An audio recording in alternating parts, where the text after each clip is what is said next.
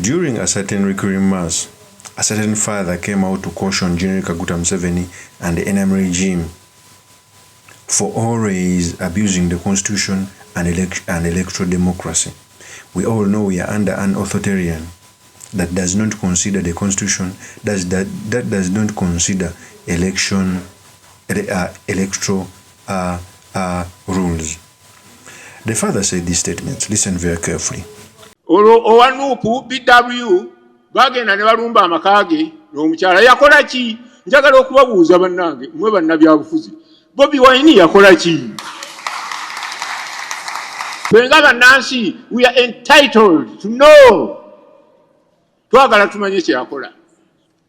Tiyakola bwati tetwaba tulumba amakage omukyala ne tumulumya abaana ne babeera mu kisa mu Uganda ey'emirembe. That is the father. I normally come out to tell you that the reason as to why the Catholics have always been high when it comes to fighting for our constitution is that they normally come out to speak. In fact, in the 2021 general election, they helped a lot Bobi Wine to get their particular support. And it is the reason as to why I've always talked about this when we are nearing election. Father Daudastan Muchiri was arrested for money laundering. And now the case is in court, but he's on bail. And I'm not stupid. The reason as to why I don't want to speak about the case in court, but I anticipate that they attacked the father to send signals to other fathers in the Catholic Church to stop speaking about politics. And if you want to ask me how it somehow worked, in 2021 every father, Catholic bishop came out to speak against the ills of government. But when they attacked this father before the 2026 general election, very many fathers feared. They didn't speak out as they spoke in 2021. So the government played the politics using the criminal justice system. I don't want to speak about that case in court because it can be charged in sub judice. So the purpose of this video, I've come to dissect the statements which were made by the Catholic father, what it means for our politics, and most importantly, the study materials we can learn from the politics of our nation. But before I do this, I want to let you know that if you're new to this channel, please subscribe.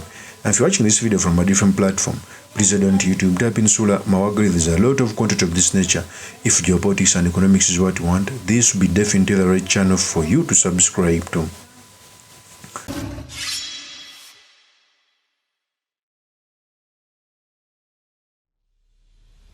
One, I've always told you that as we continue with General Kaguta Museveni's rule,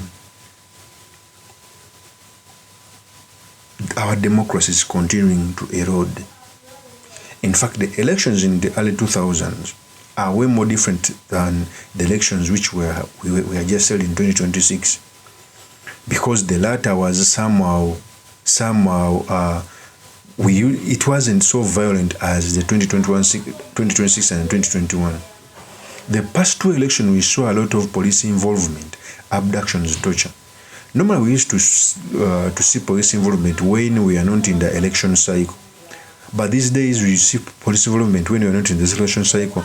And even if we get a leeway of campaign in the election season, presidential candidates are blocked from entering certain districts. It is the truth. And for me, whenever I see these things, I remember there is a speech which was made by General Kaguta Museveni. I think it was the CA. And he was talking about elections. He was swearing on how to make elections free and fair. He said these statements.